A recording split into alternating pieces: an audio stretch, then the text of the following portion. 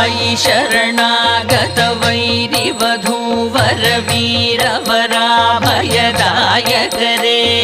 त्रिभुवनमस्तकशूल विरोधि शिरोधि कृतामलशूलकरे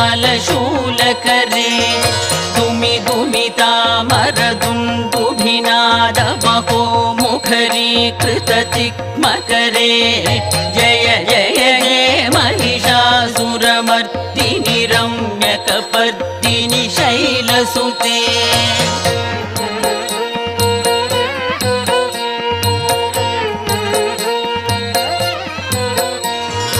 अयि निजहुंकृतिमात्र निराकृत धूम्र विलोचन धूम्रचते